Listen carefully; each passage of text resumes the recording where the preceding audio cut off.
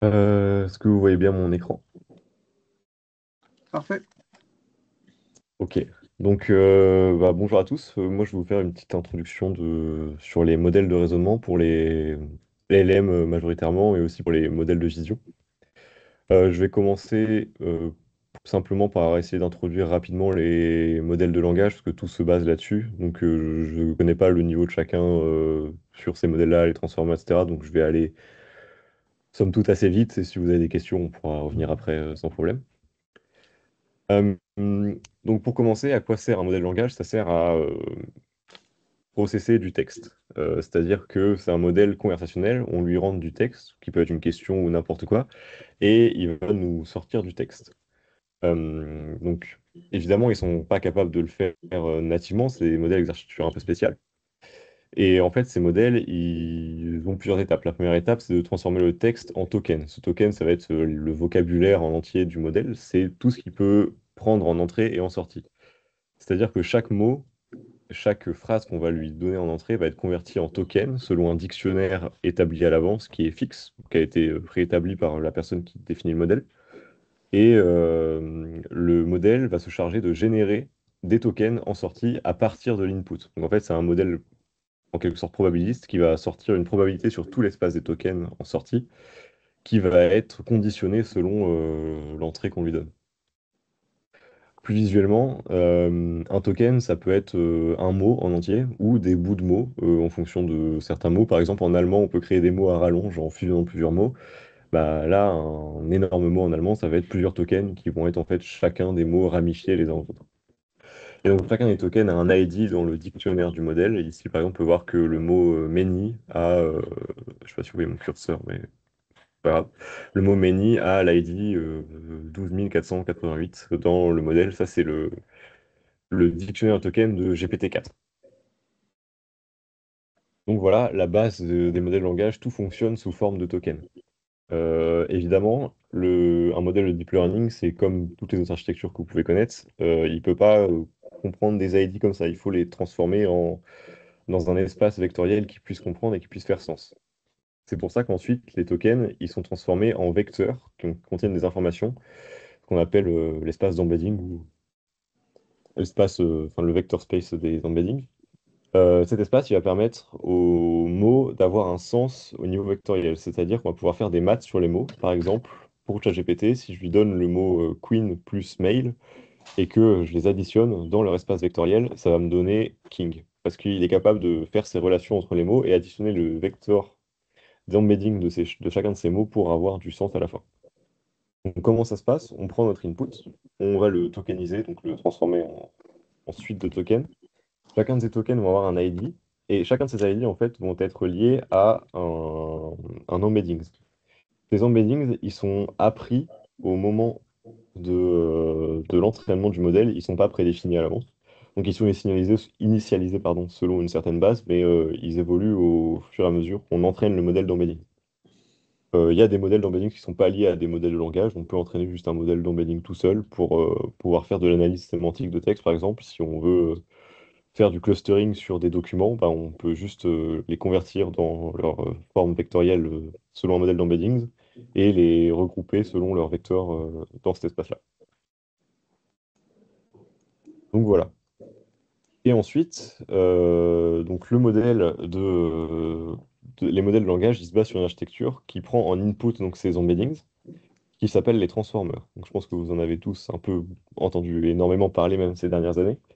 Donc ça, c'est l'architecture de transformer de base qui est sortie en 2017, qui est sous forme d'encodeur-décodeur. Donc en fait, on a un encodeur qui va essayer de lire la question et de la comprendre, puis un décodeur qui va, à partir de cet encodeur et d'un autre input, essayer de générer les mots un à un pour sortir une réponse qui fait du sens selon l'input. Euh, Aujourd'hui, les modèles ressemblent plus du tout à ça. Si on regarde ChatGPT aujourd'hui, il fonctionne sous une forme de décodeur seulement. On a complètement enlevé l'encodeur parce qu'on s'est rendu compte que c'était beaucoup trop compliqué à entraîner et à passer à l'échelle.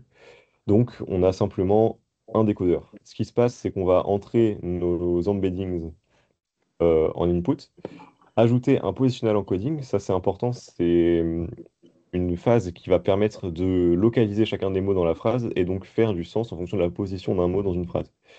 Par exemple, le verbe, il va avoir une position spéciale dans une phrase. Il faut pouvoir avoir une information pour le modèle de la position de ce verbe pour que ça ait du sens, savoir si la phrase a un sens ou pas. Et dans certaines langues, par exemple en allemand, encore une fois, le verbe est souvent à la fin de la phrase, donc c'est important d'avoir sa position, enfin d'avoir une information sur la position, en plus d'avoir une information sur la sémantique du mot. Et donc, ce qu'on fait, c'est juste qu'on rajoute un positional encoding ou c'est simplement un autre vecteur qui a une information de position qu'on va ajouter à notre vecteur d'embedding de base. Donc, ce qui se passe à l'intérieur de ce modèle, en fait, c'est ce qu'on appelle le mécanisme d'attention. En fait, on va créer trois vecteurs basés sur nos tokens, nos embeddings, Q, K, V, et avec cela, on va faire hop, une relation en quelque sorte de corrélation. Donc, on va corréler les tokens entre eux pour essayer de comprendre la relation de chacun des mots entre eux. Par exemple, on peut voir que dans cette phrase-là, plus c'est blanc, plus la relation est forte, plus notre matrice d'attention porte de l'attention sur ces mots-là. On peut voir que le mot France, il est très lié au mot capital, alors que par exemple, pas beaucoup au mot is. Et donc de cette manière-là, le modèle, itérativement, parce qu'on va avoir plusieurs couches d'attention les unes après les autres, va être capable de porter son attention sur les mots qui ont de l'importance et donc de spécialiser son output, donc son espace de probabilité de sortie, sur ce qui a de l'intérêt et donc générer le bon token. Je dis générer le bon token parce qu'en fait, le modèle, il va pas générer toute la réponse d'un coup, il va générer les tokens itérativement. Ce qui se passe, c'est que quand je lui donne une question, par exemple, quelle est la capitale de France, juste ici, il va d'abord process tous ces tokens-là, puis générer le premier token d'output. Ici, être the. Ensuite, ce token d'output, il va le remettre dans l'input et reprocess cette question-là en ayant ajouté le the dedans. Puis il va générer le token d'après, etc., etc., jusqu'à ce qu'il ait fini de générer toute la réponse. À la fin, pour savoir quand s'arrêter, dans le dictionnaire d'entrée, donc dans le vocabulaire du modèle, on a juste ajouté un token de fin de réponse, qui veut pas dire grand-chose, qui est juste un token de fin de réponse. Et quand le modèle choisit de le générer, bah, on arrête la génération tout simplement. Donc voilà pour les modèles de langage et comment ils fonctionnent assez rapidement. Si j'ai été un peu vite, encore une fois, on pourra y revenir après, il n'y a pas de problème. Maintenant, les modèles de raisonnement. Donc, qu'est-ce que ça veut dire exactement de raisonner? En fait, pour un modèle de deep learning ou même pour un humain, raisonner, ça veut dire décomposer une tâche dans des étapes intermédiaires et être capable de penser en quelque sorte, même si pour un modèle de deep learning c'est un peu abstrait, avant de donner la réponse finale. Donc ce qu'on veut ici, c'est ne pas générer les tokens d'output directement, mais avoir une étape intermédiaire qui peut être une génération verbale, donc générer des tokens de raisonnement qui n'auront pas d'intérêt pour l'output, mais qui vont servir au modèle à se spécialiser encore plus, à spécialiser encore plus, pardon, son espace de probabilité de sortie sur quelques tokens et donc avoir une réponse de meilleure qualité et qui a plus de sens dans le contexte qu'on lui a donné. Pour ça, il y a intuitivement, on peut penser à deux chemins. Le premier, c'est celui que je viens d'expliquer. On peut générer des tokens de raisonnement, donc on peut demander au modèle d'expliquer son raisonnement, tout simplement, et de lui dire, bah, explique-moi, procède étape par étape, fais ça, ça, ça, et donne-moi ta sortie en fonction de ton raisonnement. Ce qu'on peut penser aussi, c'est se dire, bah, ça sert à rien de générer des tokens de sortie. On peut faire raisonner le modèle dans un espace latent qui n'a pas de sens pour nous, pour du texte et un langage, mais qui, pour le modèle, lui permet de se spécialiser encore plus. Donc là, on a deux voies parallèles, enfin, parallèles et même orthogonales, qui sont pas les mêmes, qui n'ont pas les mêmes buts et les mêmes applications, qui peuvent être faites. Euh, En pratique, à quoi ressemble le premier chemin, c'est-à-dire générer des tokens de raisonnement? Euh, pour ça, hop, il y a ce qu'on appelle les techniques de prompt, parce qu'à la base, les modèles, pour les faire raisonner, on leur demandait simplement de raisonner, en fait. Et notamment une méthode qui s'appelle le chain of thought. Le chain of thought, c'est en fait assez simple. On va demander au modèle de raisonner et d'expliquer son raisonnement. Donc ici, on a un exemple. Si je demande à un modèle simplement un petit problème de maths et que je lui demande directement l'output, il va me donner directement l'output. Le problème, c'est que l'output, il est potentiellement faux. Et je ne sais pas comment il est arrivé à cette sortie. Il a juste généré cette sortie, donc que la réponse est 11, en fonction de l'input. Par contre, si je vais entraîner mon modèle à raisonner, eh bien, il va me donner son raisonnement en sortie. Et donc, comme il va raisonner, c'est-à-dire que chaque token va spécialiser de plus en plus le token qui a à la suite, parce que plus il y a de tokens à l'output, plus le dernier token est contextuellement lié au contexte d'avant, si je peux dire ça. Et donc, la réponse sera potentiellement plus correcte. Donc voilà. Une autre méthode qui est possible, c'est ce qu'on appelle la self-consistency. C'est-à-dire que on peut, dans un modèle de langage, un peu changer l'espace de probabilité de sortie et donc lui faire générer des choses un peu plus extravagantes. Ça, c'est au travers de la température. Si vous utilisez par exemple l'API de OpenAI, vous avez un paramètre température qui permet d'avoir des réponses qui sont pas tout le temps les mêmes. Si vous le mettez à zéro, vous allez avoir un modèle qui est 100%, enfin qui est pas du tout probabiliste, qui va vous sortir tout le temps la même réponse. Mais si vous le mettez à température à 1, les réponses elles vont changer d'une génération à l'autre. Et donc en générant plusieurs réponses avec une température un peu élevée, pas forcément le maximum de 1, mais par exemple 0,2, 0,3, 0,4, après on peut faire un vote sur toutes les réponses possibles et prendre la réponse qui arrive le plus souvent. Donc de cette manière-là, on peut avoir en plus du raisonnement, enfin une autre sorte de raisonnement qui est un peu un raisonnement groupé où en fait on prend un vote à la majorité. Euh, Donc, ce que j'ai dit juste avant, c'est que à la base, quand le Chain of Thought est apparu, c'était des méthodes de prompting parce qu'on n'avait pas le temps de entraîner tous les modèles. En réalité, aujourd'hui, ce qui se passe, c'est que on entraîne les modèles à raisonner dans la phase de reinforcement learning. Ce que je veux dire par là, c'est qu'en fait, quand on entraîne un modèle de langage, il y a plusieurs phases. Il y a la phase de pré-training, où on entraîne le modèle sur plein de textes sans forcément avoir de but ou autre chose, juste lui faire comprendre ce que veut dire le texte et ce que veulent dire les mots, les phrases, etc. Lui faire donner un sens au langage.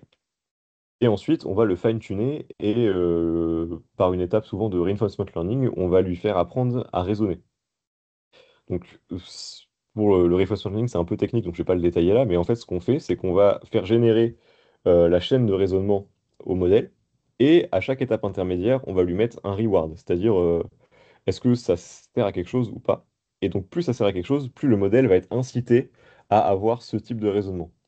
Si le modèle génère des chaînes de raisonnement qui n'ont pas de sens, eh ben, on va avoir un reward négatif, donc une récompense négative, c'est-à-dire on va lui dire qu'il n'y a pas de gain à faire ça, et il va essayer de ne pas le faire. C'est comme ça que fonctionnent les modèles de reinforcement learning, assez synthétiquement, mais c'est vraiment l'idée. On veut le forcer à faire des choses qui servent dans son raisonnement, et l'inciter à ne pas faire ce qui ne sert pas. Tout ça pour avoir en fait le raisonnement le plus court possible. Parce que un problème des modèles de raisonnement qui génèrent des tokens donc verbaux comme ça, c'est que si on génère plus de tokens, ça coûte plus cher, parce qu'on génère plus de tokens. Et donc on a tout intérêt à avoir des raisonnements qui sont concis, clairs, et dans lesquels chaque étape a vraiment un sens. Si on génère des choses qui servent à rien, déjà on va avoir un output qui potentiellement sera pas le bon, et en plus ça va coûter cher pour rien. Parce que les modèles de raisonnement coûtent évidemment beaucoup plus cher qu'un modèle normal, parce que si on génère directement la réponse, on n'a pas tous les tokens de raisonnement intermédiaires qui vont coûter du temps de calcul en plus. Donc voilà.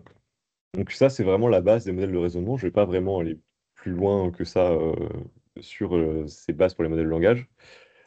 Par contre, il y a des zones de recherche qui sont plutôt intéressantes en ce moment, et notamment l'autre chemin dont j'ai parlé au début, qui est le raisonnement dans les espaces latents. Donc ça, c'est un papier qui avait été sorti par Meta, si je ne dis pas de bêtises, il y a quelques années ou quelques mois, je ne sais plus, qui s'appelle Coconut. En fait, c'est générer des chaînes de raisonnement dans un espace latent. Ce qu'ils ont fait, c'est qu'ils ont simplement eu, comme à l'idée d'un VAE, si ça vous fait tiquer l'oreille, un modèle probabiliste, ils vont avoir un espace Z parallèle à l'espace des tokens, qui va être un espace dans lequel le modèle peut itérer et raffiner son output. Et donc, ce qu'ils ont montré, c'est que en fait, ça marchait assez bien. Le problème de ça, c'est que c'est pas du tout utilisé en pratique, parce que entraîner ces modèles, c'est une horreur, ça passe pas à l'échelle, ça coûte très cher et ça prend beaucoup de temps. Et en plus, le gain, il était là, mais comparé à ce qu'on avait actuellement, ça valait pas le coup de passer à ces modèles-là.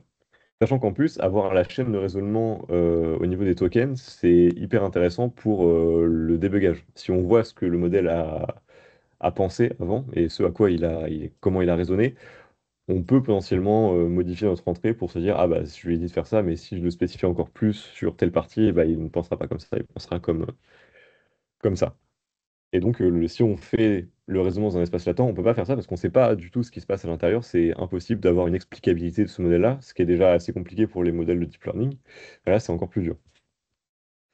Il y a aussi d'autres méthodes. On peut se dire qu'on pourrait lier un modèle de langage à une recherche dans un graphe ou dans un arbre, par exemple pour des jeux, si on a des jeux comme le sudoku, les échecs, etc. Souvent, c'est des méthodes de recherche dans les arbres qui sont utilisées pour trouver la solution. Et bah, si il pouvait lier notre modèle de langage avec une recherche dans un graphe, et pas potentiellement essayer de trouver la solution selon un graphe de possibilités, et bah, on pourrait avoir des raisonnements qui seraient plus efficaces et avoir des outputs plutôt bons. Ça a été exploré sous plusieurs formes. On peut avoir des tree of thought, donc des arbres de raisonnement. Ce qu'ils ont fait, c'est qu'ils ont appliqué cette méthode-là à des jeux et ils se sont rendus compte que ça marchait très très bien. En l'appliquant notamment à GPT-4, ça marche beaucoup mieux qu'avoir une chaîne de raisonnement verbal avec en générant des tokens intermédiaires. Le problème de ça, c'est que le temps de calcul est énorme parce qu'il faut faire une recherche dans un graphe pour chaque token d'output, je veux dire. Et donc c'est une horreur. La latence, c'est horrible. En déploiement et en production, c'est pas possible. Si tout le monde se mettait à utiliser ça, il nous faudrait 100 fois plus de GPU qu'à l'heure actuelle, et même beaucoup plus. Donc c'est pas utilisable en pratique. Mais par contre, pour résoudre certains jeux où la victoire est liée selon une série d'actions très précises, bah, ça marche quand même très bien. Euh, Si on regarde exactement à quoi mènent ces modèles de raisonnement en termes de gains pratiques, donc tous les benchmarks s'accordent à dire que pour les tâches de mathématiques, même les plus simples. Donc là, on a GSM 8K qui est un dataset qui contient des questions de maths basiques, par exemple faire des additions, des multiplications, des divisions ou des problèmes de maths d'école primaire et collège. On se rend compte qu'en ajoutant du raisonnement sur le modèle PALM 540B, de 540 milliards de paramètres, on passe de 17% de bonnes réponses à 56%, enfin 18% à 57%, avec des chaînes de raisonnement les plus simples, donc des chaînes of thought. Et donc c'est un gain qui est vraiment énorme. Et ça se reproduit sur absolument tous les modèles. Si on prend même un modèle de très petite taille et qu'on lui applique du reinforcement learning pour le faire raisonner, on aura un gain directement pour les tâches de maths, de programmation, etc. Actuellement, les modèles qui performent le mieux sur ces benchmarks-là, c'est absolument tous des modèles de raisonnement. Par exemple, sur le benchmark qui est un des plus connus, qui s'appelle AIME 2425, qui est encore une fois des questions de maths pour le collège, lycée aux États-Unis. Là, c'est le modèle de OpenAI de raisonnement, donc GPT-5 avec raisonnement, qui performe le mieux à 93%, alors qu'on a des modèles avec raisonnement ou pas, par exemple Mistral Medium, qui performe beaucoup moins bien, qui a un score plus de 2 fois inférieur au meilleur modèle de OpenAI. Donc, il y a bien une corrélation très forte entre la puissance du raisonnement du modèle et ses performances sur des questions de maths, de programmation, etc. Maintenant, ce qui nous intéresse, nous aussi, c'est surtout les images. Et donc, est-ce qu'on peut avoir un intérêt à raisonner sur des images? Bah, en fait, oui. Il y a notamment un modèle qui est sorti il n'y a pas très longtemps, il y a 2 semaines à peu près, qui s'appelle Moondream 3, qui est un modèle de 9 milliards de paramètres de Vision Language Model, donc sur lequel on peut input des images et sortir, donc poser plein de questions sur des images, qui obtient des gains énormes sur le raisonnement par image en zéro shot. Donc c'est-à-dire que comme c'est un modèle de fondation, on n'a pas du tout besoin de le entraîner, on peut lui donner nos images directement, par exemple, de plantes et lui poser des questions dessus, et il aura de très bons résultats sur ces images, sans qu'il ait eu besoin à être entraîné sur ces images. Ça peut être pour n'importe quelle tâche, notamment par exemple la segmentation, du comptage, du pointage ou la détection. Par exemple, là, on a un exemple sur Moondream 3, donc on lui demande une question qui est assez compliquée pour les modèles de vision. Ça, en fait, c'est du raisonnement un peu géométrique en 3D, et les modèles de vision, ils ont beaucoup de mal à ça, à positionner les objets et à se rendre compte de l'espace en 3D. Et donc là, on se rend compte que en l'ayant entraîné à raisonner sur l'image, donc à essayer de détailler ce qui se passe dans l'image et comprendre chaque élément de l'image, la réponse est tout de suite bonne, alors qu'un modèle classique aurait des résultats beaucoup moindres et aurait beaucoup plus de mal à comprendre la question ici qui est donc il y a une chose jaune derrière l'objet en métal, à droite avec la sphère en métal, etc. Euh, Quel est le nombre de cylindres mat qu'il y a devant? En fait, il n'y en a qu'un seul, mais d'abord, il va y avoir une chaîne de raisonnement pour essayer de localiser chacun des objets que j'ai mentionnés dans mon prompt et essayer de déduire l'output et donc la réponse selon ce que je lui ai dit en entrée en ayant raisonné.